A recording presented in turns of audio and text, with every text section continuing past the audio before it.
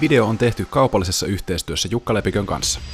Markkina on painellut taas siksakkia viimeisen viikon ajan. Mietitään sitä, että mikä sen suunnan voisi määrittää tuolla markkinoilla.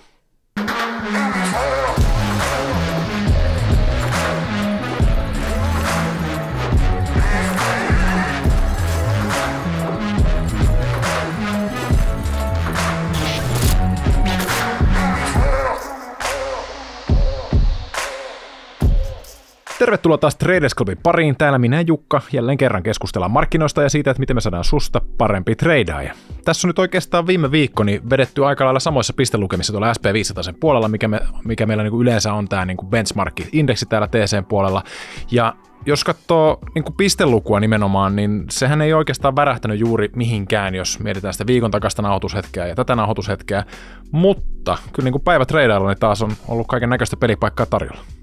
Joo, kyllä tuo markkinoilla on selkeästi heiluntaa on ollut, ja jos katsoo vaikka etenkin viime keskiviikkoa, kun Fedi taas pääsi ääneen, niin silloin oli aika iso liikettä markkinoilla suuntaan ja toiseen. Sitten seuraavana päivänä mentiin taas toiseen suuntaan. Et ei kuitenkaan semmoista selkeää suuntaa ollut markkinaan nyt, että heiluntaa edes takaisin ja vähän mietitään, että mihin suuntaan seuraavaksi niin kun tapahtuu se iso liike. Et mehän tiedetään se, että yleensä tämmöinen periodi, jossa volatiliteetti on, mutta heilutaan vaan niin kuin vähän ylös, vähän alas, niin jossain vaiheessa taas muuttuu siihen, että löydetään se selkeämpi suunta ja koetaan ehkä tänään miettiä vähän sitä, että kumpi se on se todennäköisempi suunta, mutta ehkä semmoisen huomioon tuossa voi kuitenkin tehdä, että 2 viimeistä viikkoa on ollut viikkokynttilöinä vihreinä, eli vaikka uutisvirta on ollut aika negatiivista viimeiset pari viikkoa, niin markkina ei ole kuitenkaan laskenut.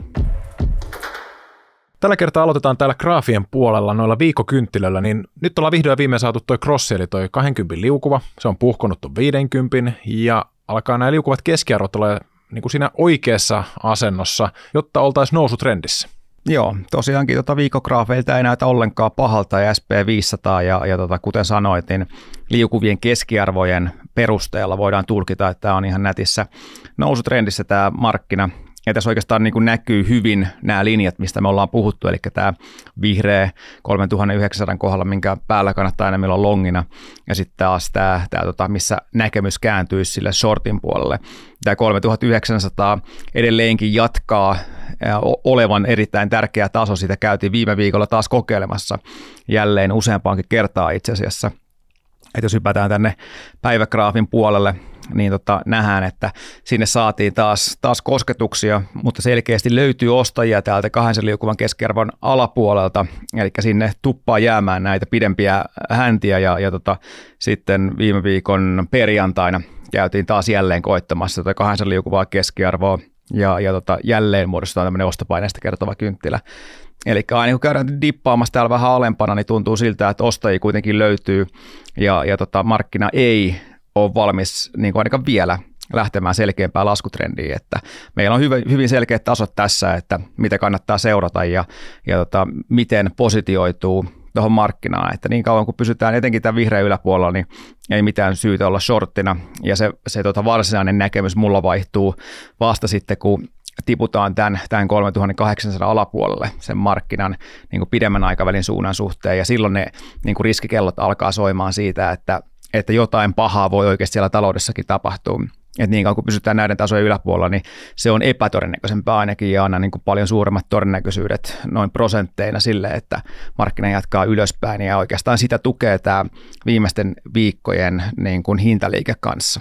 Jos taas hypätään Nasdaqin puolelle, nähdään, että kuinka iso ero tällä on suhteessa tuonne SP:n puolelle, ja Nasdaq teki itse asiassa viime viikollakin noin lokakuun pohjien jälkeisen huipun, eli täällä ollaan oltu selkeästi paljon vahvempia kuin täällä SP:n puolella, ja nuo isot teknologiafirmat on vetänyt tätä indeksiä ylöspäin, ja tämä näyttää noin niin kuin teknisesti tällä hetkellä kaikista vahvimmalta noista indekseistä, ja nytkin ollaan taas useampi päivä oikeastaan mennyt tästä tämmöistä sivuttaisliikettä, ja tähän alkaa pikkuhiljaa muodostumaan tämmöinen ennemminkin bull flag, eli jos tämä lähdetään breikkaamaan ylöspäin, niin tämä entisestään vaan vahvistuu tämä indeksi ja tämä tekninen kuva tässä Nasdaqin puolella. Samaan aikaan se voi hyvin vetää noita muita indeksejä mukaansa, jotka näyttää aika paljon tuon SP:n tapaiselta, jos katsoo vaikka Dow Jonesia, niin tämäkin heiluu tässä 200 liukuvan keskiarvon molemmin puolin tällä hetkellä, mutta tässäkin ihan niin kuin silmiinpistävää on tämä pitkien häntien määrä täällä kun ollaan käyty 200 liukuvan keskiarvon alapuolella, että selkeästi täällä on niin kuin monta kertaa, monta päivää putkeen löytynyt ostajia ja muodostaa tämmöisiä ostopaineista kertavia kynttilöitä. Nämäkin toki voi breikata tästä alaspäin, jos tätä vielä tullaan niin useamman kerran kokeilemaan tänne, mutta niin kuin toistaiseksi tämä näyttää aika härkämäiseltä tämä kuvio. Pienyhtiöiden kohdalla, eli tuolla Russell 2000-indeksissä, niin siellä tämä kuvio näyttää aika erilaiselta.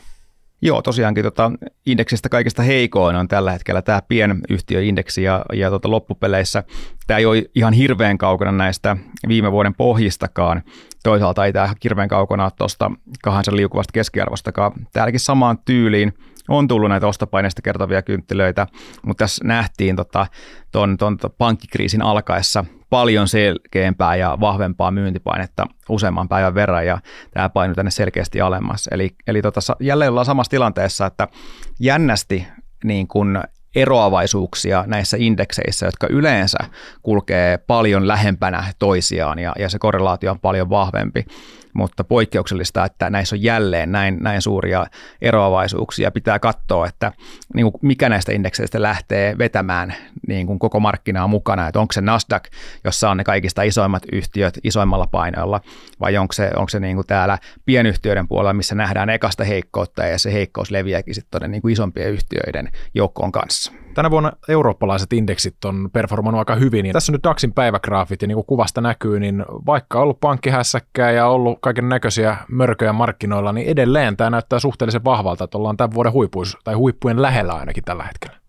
Joo, teknisesti Euroopan indeksi näyttää edelleenkin aika vahvoilta, että vaikka tässä ollaankin tämmöinen nopea korjausliike saatu, niin tämä on enemmänkin aika terveen kokoinen tämä korjausliike, kun tämä suhteuttaa tähän koko nousuun, mikä nähtiin tässä kuitenkin aika lyhyen aikavälin aikana, niin loppupeleissä nämä on ihan terveen näköisiä, että jos katsoo Helsingin indeksiä, niin tämä on oikeastaan niin kuin huomattavan paljon heikompi kuin moni noista Euroopan pääindekseistä. Eli täällä ollaan oikeastaan samanlaisessa tilanteessa kuin tuolla monessa Jenkki-indeksissä, että nyt ollaan heiluttu molemmin puolin 200 liukuvaa keskiarvoa. Eli teknisesti tämä on vähän heikomman näköinen ja nimenomaan mielenkiintoisessa paikassa siinä mielessä, että katsotaan, että mikä indeksi lähtee nyt vetämään. Eli nämä heikommat tuonne 200 liukuvan keskiarvon alapuolella noita kaikkia indeksejä vai sitten toiseen suuntaan. Eli hyvin mielenkiintoisessa paikassa ollaan tuolla markkinalla ja varmaan niin kuin isoja liikkeitä on luvasta seuraavan kuukauden ja 2 kuukauden aikana, mutta nyt se suunta on vielä hakusessa näillä indekseillä ja aika eri tarinaa kertoo nämä niin kuin kurssigraafit kanssa, poikkeuksellisen erilaista tarinaa. Niin kuin monet Traders Clubia seuraavat tietää, niin Jukka on ollut härkänä jo oikeastaan sieltä syksystä lähtien, jo vähän ennen sitä lokakuun pohjaa, mutta aika hyvinhän me ollaan noustu nyt sieltä lokakuusta asti tänne päivään asti, ja sä oot niin kuin tavallaan sen tiedon valossa, mitä sulla on silloin ollut, niin sä oot muodostanut näkemyksen sen pohjalta. Nyt viimeisen 2 viikon aikana ollaan saatu vähän pankkihässäkkää sekä Jenkeissä että myös Euroopan puolella, niin onko tämä nyt muuttanut sun näkemystä jollain tavalla? Tosiaan nämä viimeisen parin viikon tapahtumat on muokannut sitä laajempaa makronäkemystä jonkun verran, mutta siellä on sekä positiivisia puolia että negatiivisia puolia. Ja nyt ainakin nykytiedon valossa vaikuttaa siltä, että tämä pankkihässäkkä ei tule eskaloitumaan tästä niin kuin systemaattisemmaksi kriisiksi, joka aiheuttaisi isompia vaikutuksia tai johtaisi siihen, että oikeasti niin kuin laaja-alaisesti alkaa näitä finanssi-instituutioita kaatumaan.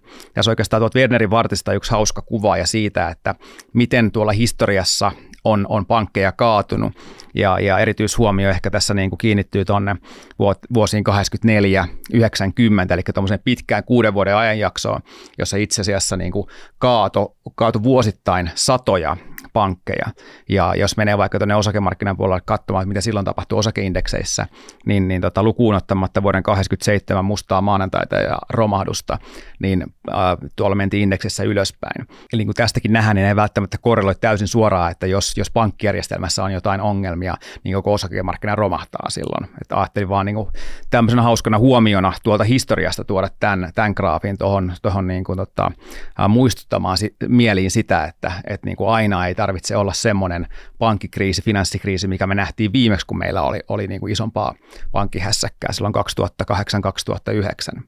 Ja nykytiedon valossa tosiaankin niin ei olla lainkaan samanlaisessa tilanteessa ja näyttää siltä, että nyt kun tänä viime viikonloppuna ei pankkeja enää kaatunut, niin se voi olla, että nyt ne pankit, jotka oli kaatumassa niin ja ne heikot omenat nimenomaan, niin kaatui nyt lyhyessä aikavälissä ja tästä niin kuin tämä kriisi aika nopeasti hälvenee ja mennään eteenpäin ja ehkä niin kuin nousee taas jotain muita ongelmia tai jotain muita niin kuin positiivisia merkkejä sitten taas tuolta niin kuin talouden ja muiden asioiden puolelta.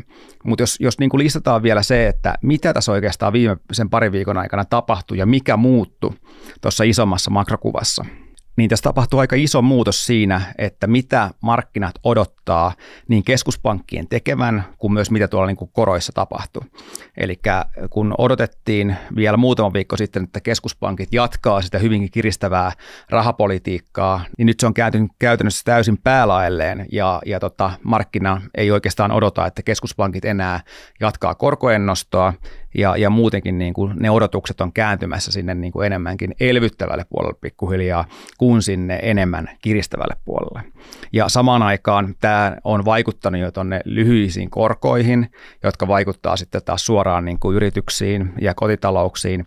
Eli Jenkeissä, jos katsoo vaikka 2-vuotista velkakirjaa, niin se on tippunut nyt lyhyessä ajassa, tehnyt tosi ison liikkeen, poikkeuksellisen ison liikkeen. Eli me oltiin silloin muutama viikko sitten käyty yli 5%, niin nyt ollaan käyty jo alle 4% ja nyt heilutaan siinä suurin piirtein 4% tasolla. Eli se on jo itsessään helpottanut sitä rasitetta, minkä nämä korkeimmat korot aiheuttaa niin kotitalouksille kuin yrityksille ja alkaa ennemminkin niin kuin pikkuhiljaa elvyttämään sitä tilannetta niistä korkeimmista koroista. Ja sitten taas, niin jos miettii sitä inflaatiokuvaa, mikä on ollut niin kuin sen driveri, minkä takia keskuspankit joutuu kiristämään sitä rahapolitiikkaa, niin loppupeleissä tämmöinen niin kuin, pieni pankkikriisi tai pankkien lainannon kiristyminen, mikä on niin kuin yksi näistä negatiivista asioista, niin on ennemminkin niin kuin disinflatorista, eli hidastaa sitä inflaatiokehitystä. Ja ne on niin kuin yksi asia siihen sen disinflatorisen kehityksen lisäksi, kun mitä viime viikolla puhuttiin niistä inflaatioluvuista, missä meillä on niin kuin selkeä näkymä siihen, että minkä takia se inflaatio todennäköisesti ennemminkin helpottaa tässä niin kuin seuraavien 4 kuukauden aikana ja vielä sitten loppuvuoden aikana entisestään kiihtyy ne jarruttavat vaikutukset siihen niin kuin inflaation suhteen, joka vapauttaa sitten taas niin kuin keskuspankin käsiä tuon oman rahapolitiikan suhteen. Ja ehkä viimeisen tuonne plussapuolelle voidaan lukea myös tämä osakemarkkinan reaktio, eli se, minkälainen shokki tässä saatiin, ja siitäkin huolimatta osakemarkkinan reaktio on ollut näin positiivinen, eli kuitenkin osakemarkkinan kaikessa viisaudessa on yleensä on ja osaa ihan hyvin hinnoitella näitä asioita tuonne katsoen tulevaisuuteen, niin muutokset, mitä nyt ollaan viimeisen parin viikon aikana nähty, niin osakemarkkina ei ole ainakaan selkeästi kokenut, että näillä olisi mitenkään erityisen negatiivista vaikutusta siihen tulevaan talouskehitykseen. Miten sitten nuo miinukset? Pari pallerosa olit ainakin valmiiksi jo ehtinyt keksiä tuonne. Joo, eli toi, mihin äsken jo viittasin ja mistä viime viikollakin puhuttiin, nimenomaan noin rahoitusolojen tiukentuminen tämän pankkihässäkän seurauksena, joka johtaa siihen, että pankkien lainananto tiukentuu, ja koska tämä pankkien lainananto on se talouden verisuonia käynnissä pitävä ilmiö oikeastaan, niin se selkeästi vaikuttaa kyllä tonne sitä kautta, mutta pitää aina miettiä sitä, että mikä se on se nettovaikutus kaikista näistä plussista ja miinuksista, ja sen yhtälön niin kuin se lopullinen vastaus on aina ehkä haastavaa löytää, mutta tämä on niin kuin selkeä miinus kyllä, joka tämän hässäkän seurauksena tuonne talouteen syntyy ja hidastaa sitä talouskehitystä, ja tässäkin on tietysti pikkasen viiveitä, että milloin se taas näkyy tuolla niin kuin reaalimaailmassa. Ja tuossa on niin kuin yksi syy, mikä on noussut paljon, ja jos seuraa niin kuin talousuutisia, talouskanavien keskusteluja, mikä on ollut se syy, minkä takia ollaan alettu puhumaan taas ehkä enemmän siitä taantuman uhasta, joka itsessään taas, jos siitä paljon puhutaan, ja yritysten johtajat ja muut seuraa tätä keskustelua, jolloin tullaan pikkasen varovaisemmiksi siitä taas tulevaisuuden kehityksestä, ja itsessään tulee tämmöinen vähän niin kuin itseään toteuttava luuppi siitä, kun aletaan pelkäämään taantumaa ja puhumaan siitä enemmän. Vaikka sanoit tuossa äsken, että toi niin kuin yhtälön lopputulos saattaa olla vähän semmoinen hähmäinen, että sitä on vaikea hahmottaa, mutta ilmeisesti sun näkemys on kumminkin vielä enemmän siellä härkäpuolella. Joo, tosiaankin jos miettii näitä viime viikkojen tapahtumia, että mikä se on se nettoefekti tästä, niin enemmänkin ehkä kallistuisin kuitenkin sinne plussan puolelle. Eli pari viikkoa sitten vielä, kun korot nousi sinne yli 5%, ne nousi sinne sen takia, koska talousdata alkoi niin kuin yllättämään jälleen positiivisesti, eli saatiin niin kuin hyvää ja ennemminkin niin kuin kuumasta taloudesta kertovaa dataa, niin en näkisi, että tämä viimeisten pari viikkojen kehitys on kääntänyt sitä lainkaan sinne niin kuin taantumaan sitä nopeutuvaa talouskehitystä, ja siten, koska tässä ollaan saatu nimenomaan muutos siihen odotuksiin keskuspankkien kiristävän rahapolitiikan loppumisesta nyt ihan niin kuin yllättäen, ja samaan aikaan myös korot on selkeästi dipannut jo alaspäin, joka taas toimii semmoisena boostaavana voimana, niin itse näkisin näiden viime viikkojen muutokset ennemminkin niin kuin nettopositiivisena, ja kysymys tietysti on sitten se, että mitä näillekin asioille tapahtuu tässä seuraavien viikkojen aikana. Et jos katsoo tästä seuraavalta graavilta noita rahoitusolosuhteita niin euroalueella kuin Jenkeissä, niin nähdään kuinka ne on tiukentunut, eli tippunut tuossa Jenkkien puolella hyvin lyhyessä ajassa, hyvin nopeasti, joka on niin kuin tämä taloutta hidastava tekijä, mutta sitten taas kysymys on se, että mitä seuraavien viikkojen aikana tapahtuu, jos se uhka tästä pankkikriisin syventymisestä alkaa haihtumaan, niin alkaako ne rahoitusolosuhteet taas paranemaan myös suhteellisen nopeasti, ja ikään kuin se uhka ja se tekijä sitten alkaakin helpottamaan aika nopeasti.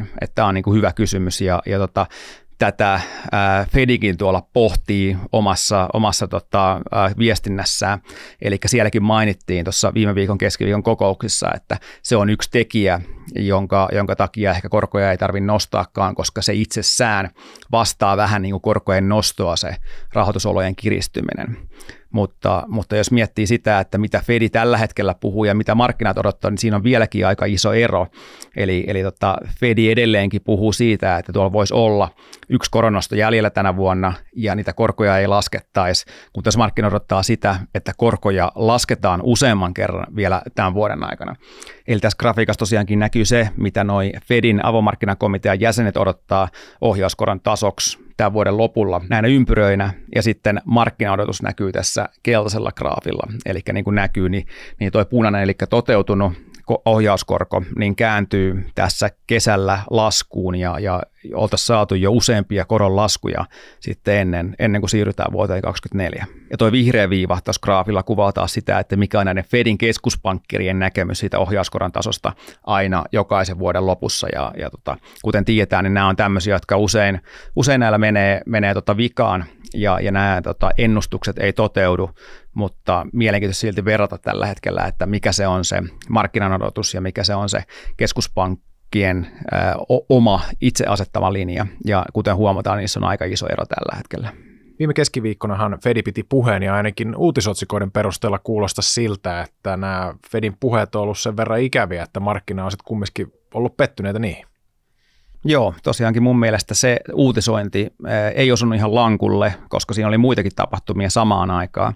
Josta laittaa ihan tämän timelinein tänne, että mitä silloin viime keskiviikkona tapahtui, niin silloin paikallista aikaa Jenkeissä 2, kun saatiin eka toi lehdistötiedote, ja sen jälkeen 14.30 Powellin lehdistötilaisuus alkoi, niin käytännössä sen jälkeen markkina kuitenkin jatkoi ylöspäin.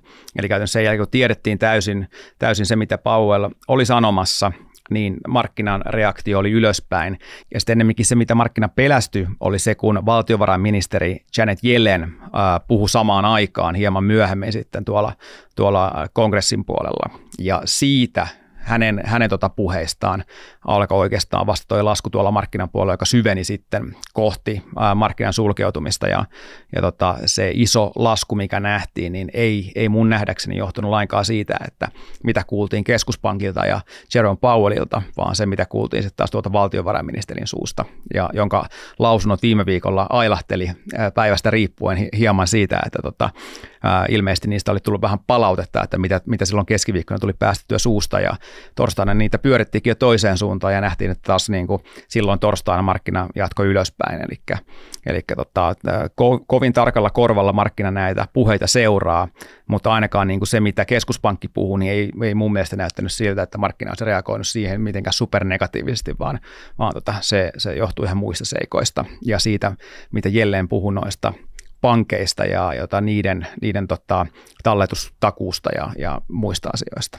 Vaikka ehkä Jellen saikin viime keskiviikkona markkinat yhden päivän kovaankin laskuun, niin tänä vuonna kumminkin markkina on ollut aika vahva, niin kuin sanoit siellä plussapuolellakin, että vaikka meillä on ollut näitä ikäviä uutisia, niin silti markkina on pysynyt hyvinkin vahvana. Kyllä, ja siihen löytyy hyvä syy, eli oikeastaan niin kuin jos katsoo näitä erilaisia talousindikaattoreita, niin ne on ennemminkin kääntynyt sieltä viime syksyn laskusta uuteen nousuun. Eli tässä on hyvä esimerkki siitä, että miten ostopäällikköindeksit niin Jenkeissä kuin euroalueella oli selkeästi tuossa vuoden 2022 aikana kääntynyt tänne laskun puolelle, eli silloin kun ollaan tuolla indeksipisteen 50 alapuolella, niin puhutaan laskusta näissä ostopäällikköindekseissä, ja nyt sekä euroalueella että Jenkeissä ollaan käännytty uudestaan tuonne nousun puolelle. Ja tämä eri talousindikaattoreiden vahvistuminen on aika laaja-alaista, eli kun katsoo vähän mihin suuntaan tahansa, niin se talous loppupeleissä, katsoo näitä niin kuin hyvinkin reaaliaikaisia indikaattoreita, niin vaikuttaa tällä hetkellä enemmänkin niin kuin kiihdyttävän uuteen nousuun, kuin olevan kääntymässä taantuman puolelle.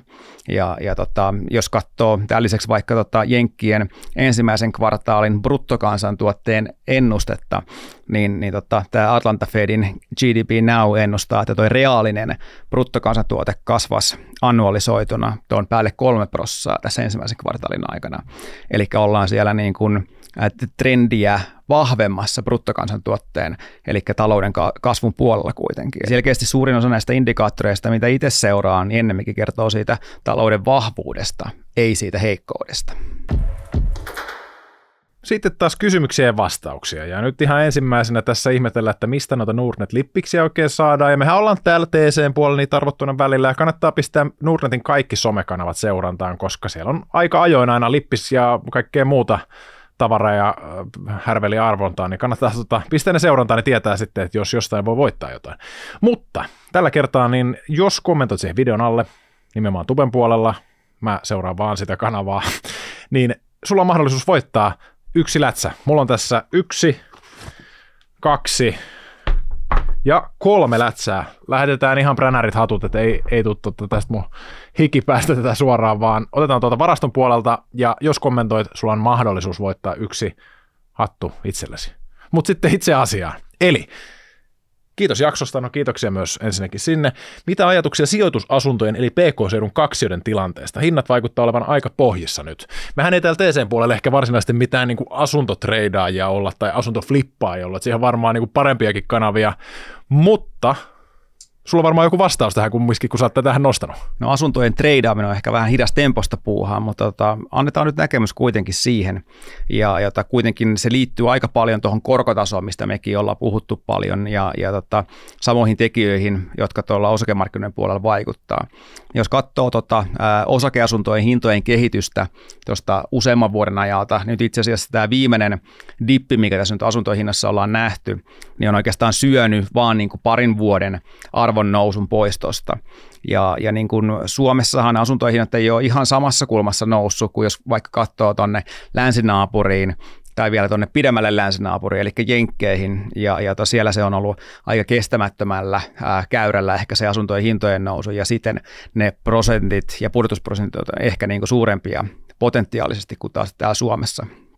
Ja Suomessa muutenkin tuo asuntomarkkina on aika erikoisesti käyttäytynyt, etenkin jos sitä vertaa näihin niin kuin, naapurimaihin ja muihinkin, että jos niin kuin miettii vaikka finanssikriisiäkin, jonka hyvin muistan, niin silloin Suomessa asuntojen hinnat ei juurikaan laskenut.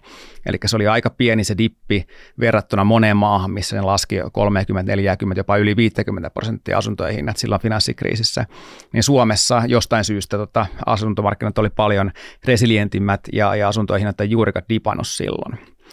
Mutta jos niin kuin nyt katsoo tilannetta ja asunnonnostoaikeita, mikä näkyy tuosta oikeanpuolimaisesta graafista, niin ne on tippunut tonne pitkän aikavälin ihan pohjalukemiin, ja se varmaan niin kuin hyvinkin pitkälti korostuu niin suhteellisen korkeat hinnat, mutta siihen yhdistettynä toi korkea korkotaso, joka on ollut, kun ollaan totuttu tuohon poikkeuksellisen matalaan nollakorkotasoon viimeisen yli 10 vuoden ajaksi, niin se kohonnut korkotaso tosiaankin on hiljentänyt nyt nuo asuntomarkkinat. Ja niin kuin mielenkiintoista nähdä, mitä se tapahtuu. Että sekin, mitä me ollaan puhuttu tässä useammassa jaksossa nyt tänä vuonna, niin itse asiassa se asuntojen ja korkojen nousu ei välttämättä ole vielä edes täysimittaisesti osunut tuonne niin asuntosijoittajiin kuin sinne omistusasujiin.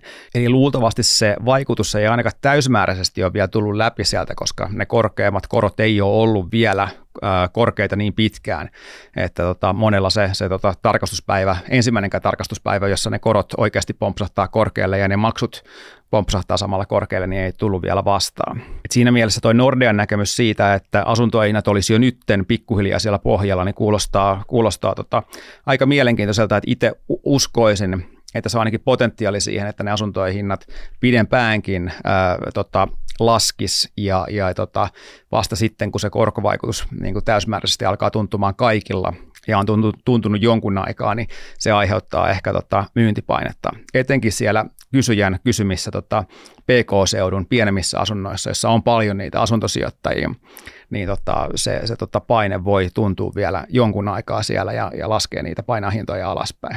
Et kuitenkin tuossa asuntorakentamisessa se sykli on aika hidas, eli silloin kun aloitetaan niitä uusia kohteita, niin niitä rakennetaan aika pitkään. Ja nyt kun tämä korkojen nousu on tullut niin yllättäen ja nopeasti ja ne korot on pompannut niin korkealle, niin ostajia ei tällä hetkellä oikein tunnu löytyvän niihin uusiinkaan kohteisiin, joka itsessään ja tämän tilanteen jatkuessa pidempään, niin lisää painetta niihin hintoihin. Eli itse luulisin ainakin, että asuntojen hinnat vois olla laskussa ainakin tuonne tämän vuoden loppuun asti, jolla jopa ensi vuoden puolelle, riippuen muuten tästä niin kuin taloussyklin kehityksestä. Ja sitten Joonas kysyy, USA-välivaaleja ennen ja jälkeen oli tilastoja, missä osakemarkkinat on esim. 3 kuukauden päästä vaaleista. Saataisiinko ensi jaksoa raporttia, mitä tilastot sanoivat ja miten kävi tällä kertaa? Tosiaan syksyllä puhuttiin siitä, että välivaaleista, kun katsotaan eteenpäin, niin se on ollut yleensä osakemarkkinoilla hyvinkin positiivista aikaa. Ja välivaalit oli Jenkeissä silloin marraskuun alussa. Eli käytännössä siitä, jos katsotaan se 6 kuukautta, 12 kuukautta eteenpäin, niin osakemarkkinat on pärjännyt todella hyvin. Ei tarvittu puhua ihan niin lyhyestä aikavälistä kuin toi 3 kuukautta, mihin tässä viitataan. Ja jota kaivoin noita vanhoja slideja tähän kanssa muutaman esimerkiksi siitä, että mitä silloin puhuttiin. Ja meillä oli esimerkiksi tuommoinen tilasto, mikä nähdään tuossa vasemmalla, eli toi 6 kuukauden kehitys siitä välivaalipäivästä, ja se on ollut jokaisen kerran vuodesta 1950 positiivisen puolella. Eli tosiaankin marraskuun alusta tuonne huhtikuun loppuun. Vielä ei olla siellä huhtikuun lopussa, niin ei voida täysin vetää niin kuin johtopäätös siitä, että mitä kävi tällä kertaa, mutta ainakin se kehitys on ollut positiivista tähän mennessä. Ja niin kuin nähdään tästä toisesta kuvasta, eli tästä vaalisyklistä, niin periaatteessa se kaikista vahvin kausivaihtelun näkökulmasta on tässä 4 vuoden syklissä nimenomaan tämä, missä tällä hetkellä ollaan. Eli nyt kun ollaan täällä kolmosvuoden ensimmäinen kolmannes menty eteenpäin, niin periaatteessa ollaan täällä vahvimman syklin kohdassa. Tällä kertaa se syklin vahvuus ei ehkä ole niin kuin itsessään niin kuin loistanut tuolta ja niin kuin nousu ei ollut ehkä niin vahvaa kuin se perinteisesti näissä sykleissä on ollut. Mutta kuten nähdään tuosta vasemmanpuolestakin taulukosta, niin eihän aina olla noustu silloin niitä kaksinumeroisia prosentteja. Tuolta löytyy tuommoisia kuin 3,3 ja 3,5% toi 6 kuukauden nousu. Et ei se aina tarkoita sitä, että noustaan supervahvasti, mutta joka kerta on ollut positiivinen. Eli niin kuin siinä mielessä se on poikkeuksellinen tilasto, että aina nähdään niin kuin samantyyppistä kehitystä. Ja kuten sanottu, niin ollaan tähänkin mennessä nähty, että jos tosiaan vielä katsotaan ihan graafien puolelta toi 1. marraskuuta, niin silloin lähdetään näitä tasoilta ja ollaan tällä hetkellä korkeammalla, toki ei hirveän montaa prosenttia, mutta jos 6 kuukautta tuosta eteenpäin katsotaan, niin tässä on kuitenkin vielä tämä seuraava kuukausi aikaa ja sen jälkeen nähdään, että mikä se oli se 6 kuukauden kehitys tällä kertaa, mutta ainakin niin kuin toistaiseksi ollaan menty näiden tilastojen mukaan ja se kehitys on ollut positiivista. Ja jos nyt päästiin puhumaan tästä kausivaihtelusta, niin voidaan katsoa pitkästä aikaa sitä perinteisen vuoden kausivaihtelua. Ja mulla on tässä semmoinen graafi, missä on nyt viimeisen 20 vuoden kausivaihtelu kerättynä. Ja kuten tästä nähdään, niin itse asiassa viimeisen 20 vuoden aikana tämä alkuvuoden kehitys on ollut aika ailahtelevaa. Ja itse asiassa tuosta maaliskuusta eteenpäin alkaa toi vuoden vahvin jakso tässä viimeisen 20 vuoden datan perusteella. Ja se kestää etenkin maaliskuun lopun sekä sitten huhtikuuna. Eli käytännössä nyt ollaan tämän ensimmäisen vuosipuoliskon tässä vahvimmassa periodissa tällä hetkellä. Ja jos niin kuin tästä datasta voi jotain johtopäätöksiä vetää, niin toi huhtikuu voisi olla niin kuin kausivaihtelun kannalta niin kuin hyvin positiivinen aika tuolla osakemarkkinoilla. Jes, ja siinä oli vissiin kyssärit tältä erää, ja muistakaa pistää jatkossakin kysymyksiä, vaikka me nyt ei ollakaan ihan kaikkien alojen asiantuntijoita, niin pyritään aina parhaamme mukaan kumminkin vastailemaan täällä, eli lisää kysymystä sinne kommenttikenttään, niin käydään niitä sitten jatkossa läpi. Mutta sitten käydään katsomaan meidän salkkuja, eikö vaan? Viime viikolla, kun kurkattiin meidän salkkuihin, niin mainitsit, että sun osakepaino salkussa on tällä hetkellä aika korkea, ja poikkeuksellisenkin korkea. Oliko se joku 70% vai mitä se oli? Ja näköjään edelleen istut samojen lappujen päällä, että onko susta sittenkin tullut hotline? Joo, tosiaankin aika vähän on heilunut nämä osakkeet tuossa viimeisen viikon aikana, kun katsoo salkkukuvaa, niin melkein flattinalla on menty. Eli käytännössä ei ole juuri ollut tapahtumia, joten ei ollut syytä tehdä myöskään siirtoja suuntaan tai toiseen tuossa salkussa. Nyt mitä pidemmälle toi markkina jaksaa tuossa 200 liukuvan keskiarvon yläpuolella pysyy, niin sitä vahvemmin musta alkaa tuntumaan siltä, että se voi sen pitää ja jatkaa suuntaa ylöspäin. Eli jos kehitys jatkuu nyt nähdyn mukaisena, niin luulen, että saatan vielä lisätä osakepainoa ja nostaa sitä sinne 100% asti, jolla jopa sitten otetaan jotain viputuotetta, joka sen ehkä laskennallisesti veisi jopa niin kuin sinne pienen vivun puolelle ton salkun painotuksen. Ja sen lisäksi on myös ne selkeät tasot, että missä se oma näkemys muuttuu tuolla markkinalla, jos markkina lähtee hinnan kautta valumaan sinne niiden tasojen alapuolelle. Koska taas viime viikolla tuli taas pikkasen palautetta siitä, että mun näkemykset on liian positiivisia tällä hetkellä, niin mun näkemykset on positiivisia vaan sen takia, että me pysytään niiden asetettujen rajojen yläpuolella tällä hetkellä, joten ei ole syytä muuttaa näkemystä negatiiviseksi, etenkään kun se muutenkaan se makronäkemys nettona ei mun mielestä niin kuin johda siihen, että pitäisi muuttaa sitä näkemystä tässä vaiheessa. Mutta meillä on ne riskirajat asetettuna siellä, ja se näkemys muuttuu, jos markkina lähtee valumaan alaspäin. Ja ennen sitä ei ole syytä vaihtaa näkemystä, ja ennemminkin odotetaan, että markkina jatkaa ylöspäin, jos niin kuin näin ei tapahdu. Joten ennemminkin lisätään niitä rivejä tuonne salkkuun, etsitään niitä longipaikkoja, niitä suhteellisesti vahvempia osakkeita sinne salkkuun. Ja sun kannattaisi varmaan tehdä sitä samaa tuolla markkinalla vai mitä? Mä en oikein tiedä enää, mitä tässä pitäisi tehdä. Kaikki mitä mä teen, niin menee munilleen.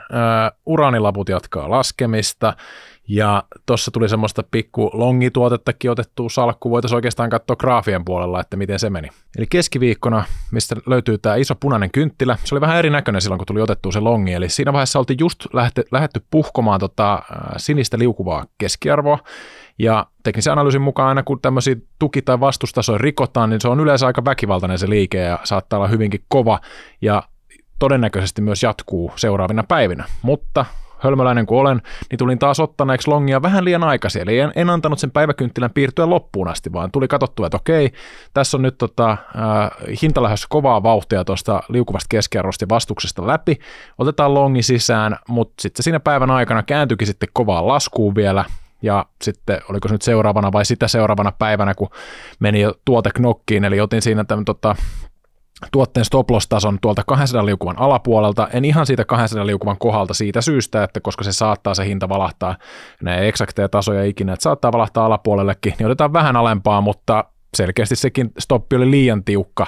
Ehkä seuraavaa kertaa ajatellen, niin kannattaa ottaa se stoppitaso vähän kauempaa, että vaikka rahanahne onkin, niin se stoppitason määrittäminen on yllättävän tärkeää siinä, että koska sitten just jos tulee näitä tämmöisiä, että se vähän käväsee jossain ja jatketaankin oikeaan suuntaan, niin ei ainakaan olla sitten ihan niin hilkulla siinä knokkitilanteessa. Mutta virheistä opitaan ja ensi viikolla taas uudella sykkeellä ja katsotaan ensi viikolla sitten taas, että mitä markkina on sillä kertaa meille tuonut.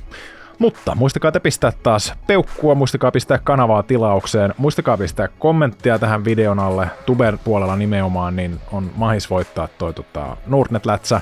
Arvotaan sitten kommentoijien kesken noin 3 kappaletta, ei näitä 3, mutta te tiedätte. Ja me nähdään ensi viikolla ihan normaali tapa. Morjens! Hyviä treidejä!